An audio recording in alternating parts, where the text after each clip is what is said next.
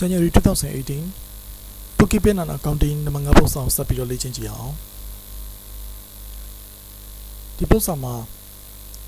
resource ma lo na ay tu ya page ma lo tu me တဲ့ မေခွန်းတွေပဲဖြည့်ပေးရမယ် there is no resource for question 5 in this booklet ဆိုတော့ဒါဆို resource booklet ထဲမှာ number 5 post စာ page ရှိမှာမဟုတ်ဘူးနော်အဲ့တော့သူရဲ့မေခွန်းကိုပဲကြည့်ပြီးဖြည့်ပေးရမယ် Delimited maintains an allowance for doubtful debt of 5% of trade receivable. So receivable 5% the allowance for doubtful debt. The following information was provided for the year and 31st October 2017. 31st October မှာစီးရင်ပိတ်တယ်ဆိုတော့ October ပြီး November မှာစီးရင်ပြန်စမယ်။နောက်အဲ့တော့သူရဲ့ period အစသည် 1st November 2016က opening date ဖြစ်ပြီးတော့ 31st December 2017က closing date လို့နားလည်ရမယ်။ Trade receivable ပြီးတယ်သူတို့ 5% တွက်လိုက်ရင် allowance for receivable ရမယ်။ Megonga calculate the amount of allowance for doubtful debt. Allowance for doubtful debt for the year end 31st October 2017 to show in the statement of profit or loss ma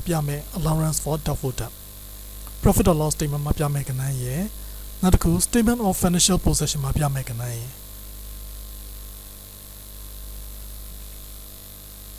Statement of financial possession ma kanan so closing balance CDO no? Statement of profit or loss ma increase or decrease ato yo to kubo yame. That's what general trade receivable na patabiro opening kana 46900 closing kana nga 3800ne ya. Dito aribo ma 5% dollar yin allowance for doubtful debt PD allowance for doubtful debt CD ai na ku chana ja sha la yin the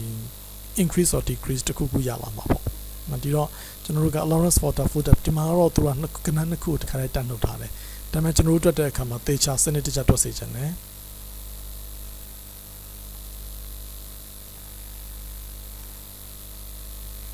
ဘယ်လိုတမ်းလဲပြပြပါနော် allowance for doubtful debt နဲ့ပတ်သက်ပြီးတော့ဒီ allowance for receivable ပေါ့နော် allowance for receivable ဆိုတော့ allowance for doubtful debt လို့လည်းရေးလို့ရတယ်ဒီနေရာမှာ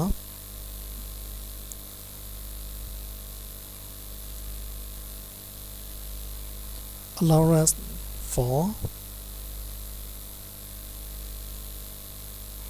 doubtful debt အတူကပဲရေးလိုက်မယ်နော်ရေးလို့ရှိရင်တော့အရှိရေးပါ 4600နဲ့900သူ့ရဲ့ 5% ကနန်းနော်အဲ့တော့သူ့ရဲ့ 5% ဆိုလို့ရှိရင်ရလာတဲ့အဖြေကိုညာဘက်ချက်မှာခလန်းလာလေးမှာဒေါ်လာဆိုင်လေးတက်ပြီးတော့ရေးပါဒီနေရာမှာအဖြေဘယ်လောက်ဆိုတာရေးပေးရမယ်နောက်ပြီးတော့နောက်တစ်ခု allowance for doubtful debt အဲ့လိုပဲ allowance for doubtful debt အရှိရေးရမယ် closing က 3800သူ့ရဲ့ 5% တွက်ပြီးလိုက်ပါဒါဆိုရလာတဲ့အဖြေကိုဒီနေရာမှာထပ်ရေးမယ်အဲ့နှစ်ခုခြံလိုက်ချက်ရှာမယ် difference ကိုဒီနေရာမှာရေးမယ် increase လား decrease လားအဲ့ဒါကိုသွားကြည့်ရမယ်နောက်အဲ့တော့ဒီနေရာမှာ closing ကနန်းကနည်းမှာဖြစ်တဲ့အတွက်ကြောင့် balance CD ကနည်းမှာဖြစ်တဲ့အတွက်ကြောင့် decrease ရော့ကျသွားမှာပေါ့နော်အဲ့တော့ရော့ကျသွားမယ်ဆိုတော့ကျွန်တော်တို့ရေးတဲ့အခါမှာ allowance for doubtful debt decrease အနေနဲ့ရေးပေးရမယ်ဒါဆိုရင်ဒီနေရာမှာdecrease in allowance for doubtful debt အရှိရေးလိုက်ပေါ့နော် decrease in allowance for doubtful debt ဆိုပြီးတော့ဒီနေရာမှာအဖြေတစ်ခါလဲထုတ်ပေးရမယ်နော်ဒီနေရာမှာအဖြေထုတ်ပေးရမယ်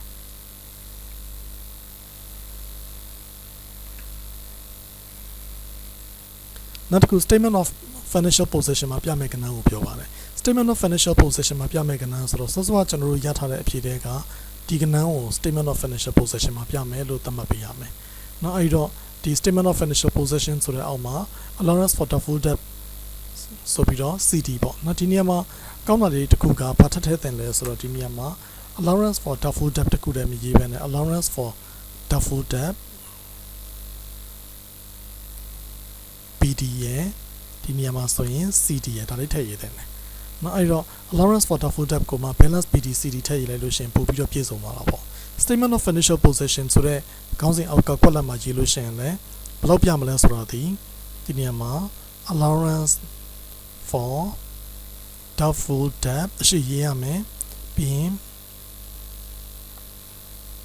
balance CD ကိုရေးရမယ် closing balance ကိုရေးရမယ်ဆိုပြီးတော့ကျွန်တော်တို့စောစောကဒီနေရာမှာရခဲ့တဲ့ကဏ္ဍနော်အဲ့နေရာမှာရခဲ့တဲ့ကဏ္ဍကိုပဲပြန်ပြီးတော့ဒီနေရာမှာဒေါ်လာဆိုင်တက်ဒီမှာပြန်ရေးပေးလိုက်ပေါ့ ဒါဆိုရင် allowance for doubtful debt balance စီရပါလိမ့်မယ်နောက်တစ်ခုနံပါတ် B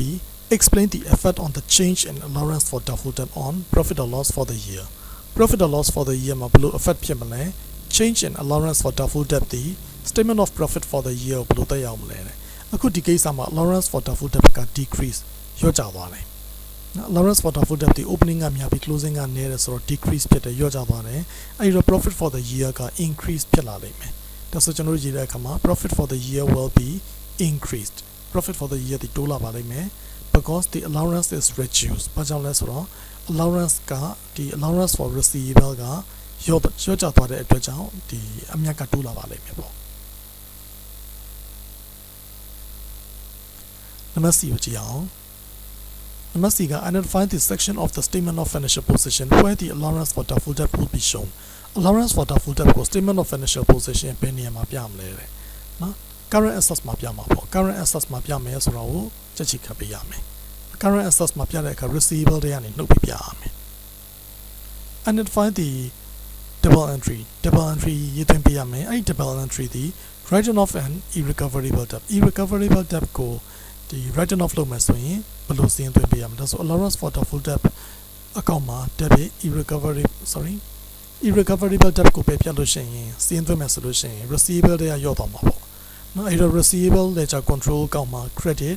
irrecoverable debt account မှာ debit နံပါတ် C ကိုရွေးပေးရမယ်အဲ့တော့နံပါတ် D ရဲ့အဖြေဒီနံပါတ် C နော်နံပါတ် C ကကြတော့နံပါတ် A ပေါ့ပြီးတော့ကျွန်တော်တို့သူတို့ဖြေတဲ့အခါမှာဘယ်လိုဖြေရမလဲနံပါတ် A ကိုရွေးမယ်ဆိုရင်ထုံးစံတိုင်းနံပါတ် A ကိုချက်ချိခတ်ပေးရမယ်နံပါတ် A နေရာမှာဒီနေရာမှာကျွန်တော်တို့သွားပြီးတော့သူ့ကိုချက်ချိလေးခတ်ပေးရမယ်နံပါတ် C ကိုရွေးမယ်ဆိုရင်လည်းနံပါတ် C ကိုရွေးမယ်ဖြစ်တယ်ဆိုတာဒီနေရာမှာချက်ချိလေးခတ်ပေးရမယ်နံပါတ် E explain how the statement of financial position will be affected by written off an irrecoverable debt ကိုဒီရေးသွင်းခြင်းအပြင်သူ့ရဲ့ effect ကဘယ်လိုများတက်ရောက်မှုဖြစ်သွားစေမလဲနော်အဲ့တော့ဘယ်လိုများတက်ရောက်မှုဖြစ်သွားစေမလဲဘယ်နေရာမှာလဲဆိုတော့ statement of financial position မှာ affect by the written off irrecoverable debt ဒါဆို receivable ရောပြီး current assets ကရောသွားမှာပေါ့နော်တော့ကျွေးဆုံးပဲပြလိုက်တယ်ကျွေးဆုံးစီးရင်သွင်းလိုက်တယ်ဆိုလို့ရှိရင်ရက်စရာကျွေးရောသွားမယ်လေရက်စရာကျွေးရောသွားတဲ့အတွက်ကြောင့် receivable ရောရင် current assets လည်းရောမယ်နော်အဲ့တော့ total assets ကိုတန်းပြီးညွှန်းတယ် total assets will be reduced ဒါမှမဟုတ် current assets လို့ရေးလိုက်ရတယ်because current assets is reduced သူက current assets ရောသွားတော့ total assets ရောသွားပါတယ်လို့ပြောတယ်အဲ့တော့ဒီနေရာမှာ total assets ရောသွားမယ်ဘာကြောင့်လဲ current assets ကရောသွားလို့ဒါမှမဟုတ်ရင် current assets ရောသွားမယ် receivable ရောသွားလို့နောက်တစ်ခု equity ဘက်ကကြည့်မယ်ဆိုရင်လည်း equity က reduce ဖြစ်သွားပါတယ်ဘာကြောင့်လဲ profit will be reduced profit ကရောကျသွားတဲ့အတွက်ကြောင့် reserve တွေရောပြီး equity လည်းရောသွားတယ်ဘာကြောင့် profit ရောသွားလဲ irrecoverable debt bad debt ဒီ expense ဖြစ်တဲ့အတွက်ကြောင့် profit ကိုရောစေတယ်အဲ့ဒီအတွက်ကြောင့် profit ရောရင် reserve လည်းရောမယ် equity လည်းရောသွားလိမ့်မယ်အဲ့တော့နံပါတ် E ပြီးတော့နောက်တစ်ခုနံပါတ် F complete the table to show the formula used for each ratio တစ်ခုစီအတွက် formula ပြောပြရမယ် ratio တစ်ခုချင်းစီအတွက် formula ရေးပြပါဆိုတော့ဒီနေရာမှာ account payable period account payable period လို့ပြောခေါ်မယ်ဒီ creditor settlement period လို့လည်းပြောလို့ရတာပေါ့နောက်တော့ creditor settlement period ကိုလိုချင်တယ်ဆိုလို့ရှိရင်ဒီ formula ဆိုတဲ့ column မှာရေးပေးရမယ် formula column မှာ trade payable ကိုဒီ credit purchase နဲ့စာ365ရက်နဲ့မြောက်ပေါ့မရေးပြတော့ဘူးเนาะဒါပြောလိုက်ရုံနဲ့ရတော့ပါတယ်အဲ့တော့ trade payable ကိုဒီမယ် credit purchase နဲ့စာမယ်365ရက်နဲ့မြောက်မယ်သူက days နဲ့ပြထားလို့365ရက်တကယ်လို့ဒီနေ့မှာ weeks နဲ့ပြထားတာဆိုရင်52 weeks နဲ့မြောက်တာကိုရေးပေးရမှာဖြစ်ပြီးတော့ months လို့သာပြထားမယ်ဆိုရင်ဒီနေ့မှာ12လနဲ့မြောက်ပေးရမယ်ဟုတ်ပြီဒါဆိုရင် period ကလာရောညီတွေပြောင်းလဲတတ်ရမယ်နောက်တစ်ခု current ratio current assets ကိုဒီ current liability နဲ့စာ asset debt ratio ဆိုရင်တော့ current assets တဲက inventory ကိုနှုတ်ပြီး current liability နဲ့စာပေါ့မနေ့ assets the change in ratio in F1 မှာ change ဖြစ်သွားတဲ့ ratio တွေကိုအကဲဖြတ်ပေးပါတဲ့ period နှစ်ခု period ဒီအရင်ကထပ်ပို့ပြီးတော့ကာလကြာကြာအကျွေးထားလို့ရပါတယ် working capital ratio ကတော့ငကိုအတိုင်းပဲ asset debt ratio က improve ဖြစ်လာတယ်နော်အဲ့တော့ဒါကိုပြန်ပြီးတော့ဒီမှတ်ချက်ရေးပြီးတော့ assess လုပ်ပေးရမယ် the cash flow will increase cash flow က increase ဖြစ်လာပါလိမ့်မယ်ဘာကြောင့်လဲ settlement period ကိုကာလကြာကြာရတယ်နော် improve ဖြစ်လာတယ်ဒါမှမဟုတ် increase ဖြစ်လာတယ်ဘာကြောင့်လဲဆိုတော့ longer time to pay supplier ကဒီ supplier ကိုပေးဖို့ supplier ကိုဒီ settlement လုပ်ဖို့အတွက်ကိုအကျွေးကြကြဆွဲထားလို့ရတယ်ဒါပေမဲ့မကောင်းတဲ့အချက်ကဘာလဲဆိုတော့ supplier relationship may worsen supplier relationship ကတော့မကောင်းနိုင်ဘူးဒီ supplier နဲ့ပတ်သက်ပြီး relationship ကတော့ကောင်းချင်မှကောင်းနိုင်မယ်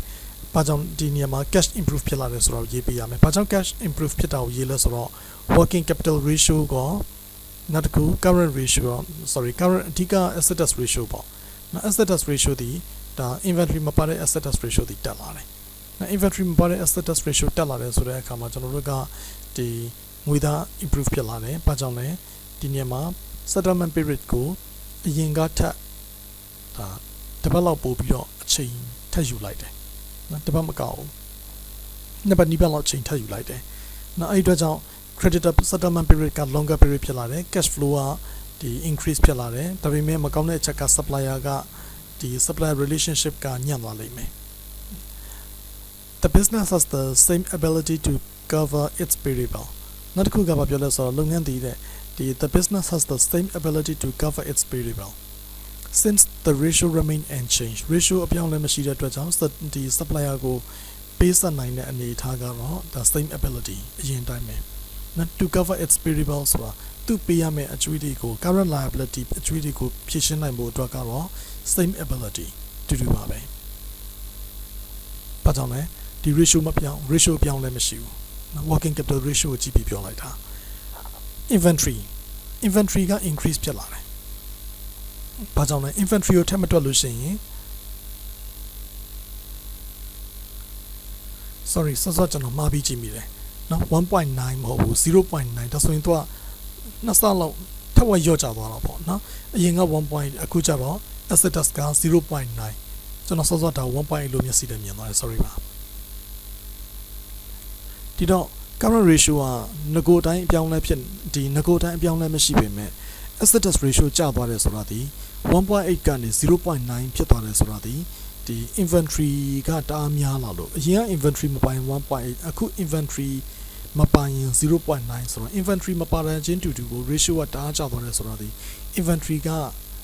ဒါတော်တော်များလာတဲ့သဘောရှိတယ်။နော် inventory တော်တော်များလာတယ် inventory has increased inventory ကများလာပါတယ် and overall liquidity has decreased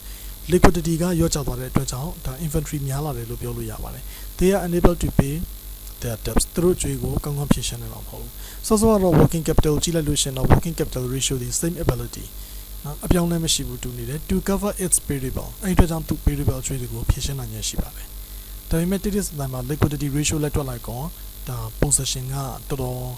ထက်ဝက်ရော့ကျသွားတဲ့အနေအထားရှိတယ်ဒါဆိုရင်သူကဒီ current debt နော်အနည်းဆုံး short term liability တွေ current liability အကျွေးတွေကိုတော့မှချက်ချင်းနဲ့တော့အကျွေးတွေကိုဖြည့်ရှင်းနိုင်ဖို့ solvency ဖြစ်ဖို့အနေအထားမရှိဘူးအဲ့ဒီအတွက်ကြောင့်ဒီနေ့မှာ liquidity ratio ရော့သွားတယ် inventory တအားတိုးလာလို့နောက် current ratio တော့အပြောင်းလဲမရှိဘူးအဲ့ဒီအတွက်ကြောင့်ဒီ payable ကိုစနိုင်ဖို့အနေအထားရှိတယ်နောက်ဒီ account payable period ကကြတော့35ရက်48ရက်ကာလတိုးလာတယ်အဲ့ဒီအတွက်ကြောင့် cash flow increase ဖြစ်လာမယ်ဒါပေမဲ့ supplier နဲ့ပတ်သက်ပြီးတော့ relationship က worsen ဖြစ်သွားပါလိမ့်မယ်ဒီအကြောင်းအရာတွေကိုရေးပေးနိုင်ရမယ်မိမိဘာသာချရေးပြီးတော့စူးစမ်းကြည့်ပါနော်အဲ့တော့ဒါကိုစာစီကုန်းပြီးတော့တေချာစာစီပြီးတော့ကိုယ့်ဘာသာ own sentence ဖွဲ့ပြီးတော့ကိုမြင်တဲ့အကြောင်းအရာကိုကြည့်တဲ့ရှုထောင့်ကနေပြီးတော့အကြောင်းအရာတွေအကုန်လုံးပါအောင်ဒီပြန်ပြီးတော့ရေးပေးပါလေးမှတ်ပဲပေးထားတာဖြစ်တဲ့အတွက်ကြောင့်အရန်လည်းမကျဲသွားပါစေနဲ့အရန်လည်းမချုံပြပါနဲ့တင့်တဲ့အနေအထားတခုစောစောပြောတဲ့အချက်တွေပါအောင် sentence ဖွဲ့ပြီးတော့ပြန်ရေးကြည့်ပါ